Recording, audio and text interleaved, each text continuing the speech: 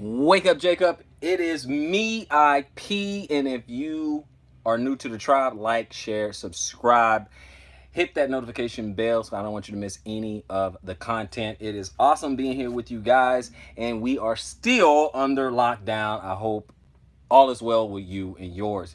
As you see with the title, it is an oil crash going on, and it really goes back to supply and demand. There is a huge supply of oil right now and very, very, very low demand. Not as many, so many people have lost their jobs, and not very many people are driving. A lot of people who still have a job are working from home, and few cars are on the road. So it's not that much going on as far as oil. So you got the people with oil, they're coming in and they're like, hey, here's your oil, and other people are like, nah, I'm good, don't we don't need the oil, we're okay.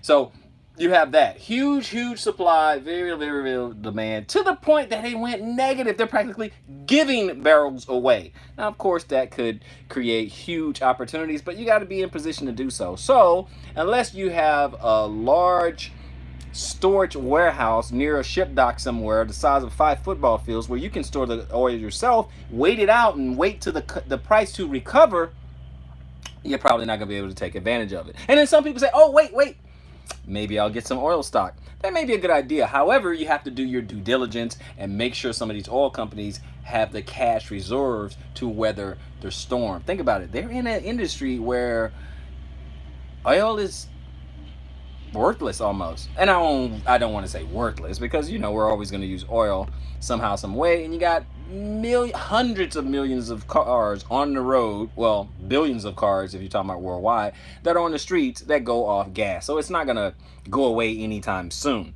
But if they have the reserve to weather the storm until everything recovers, it hadn't recovered yet. It's going to be a little while. I mean, it'll probably rebound in a month or two or whatever. But you've got to be able to do your due diligence and look at the financials of these companies to see if they have enough cash to wait it out for a little while until this whole thing turns around. If you don't have that, hey, what are you going to do? So remember what we say, and what I've said in a lot of other videos, and then you've seen other financial experts. Well, I'm not saying I'm a financial expert. Financial experts out there that they're saying, there's always an opportunity in a crisis. There's always an opportunity. Think about it, like, consider this. In this particular pandemic, we already see businesses closing left and right. Theaters are closing, sporting events shut down, large gatherings gone. Nothing is going on. Nothing's happening, right? And some businesses are going to go away and never come back. But when you're in the right position, there's some businesses out there that are making a killing. Walmart is still strong, very strong. It's one of the only places that's still open during this pandemic. You have places like Amazon. He has gotten rich handsomely, Jeff Bezos. Gotten rich, $100 billion company in times such as these. And when you're in a right position, in the right industry, when you are ready for something like this, you look at things like, since people have to work from home now and people have to do more teleconferencing, because they were ready, you have places or companies or platforms like Zoom, they're ready to go, right? You have these other places like Instagram and Facebook, YouTube, all that. They're in the right place, right time during this whole pandemic. It's pandemic proof, right? So companies like that are going to flourish. They have flourished. They're flourishing right now, even in the midst of this pandemic. But other companies, not so much. They're not so lucky. Let's look at a little bit at the stocks. It says stocks tank as oil falls below zero for the first time ever. First time ever. Okay, let's look at it a little bit.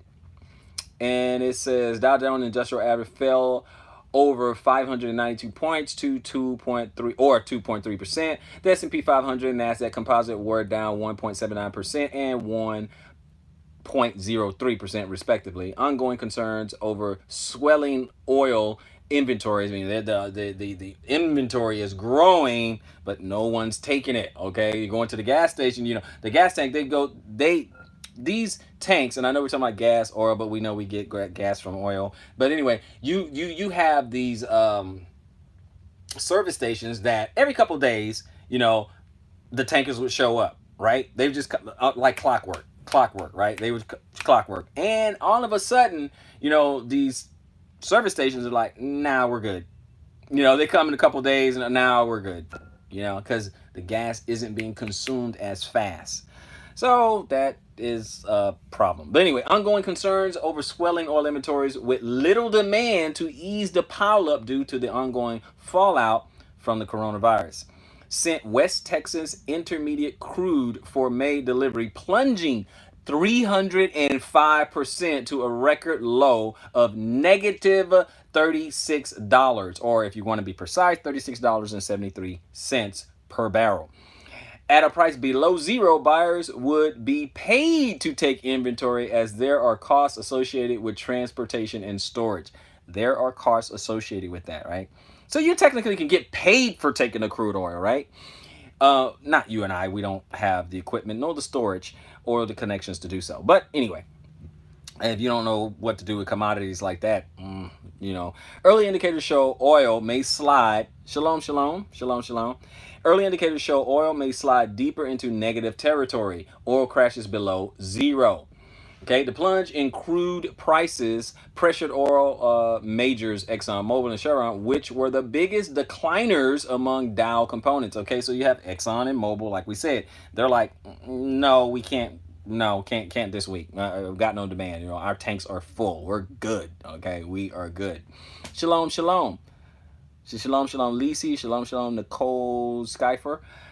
Elsewhere in the space, oil services provider Halliburton lost $1.02 billion in the first quarter and said it would cut costs by $1 billion as the crash in oil prices has decimated investments.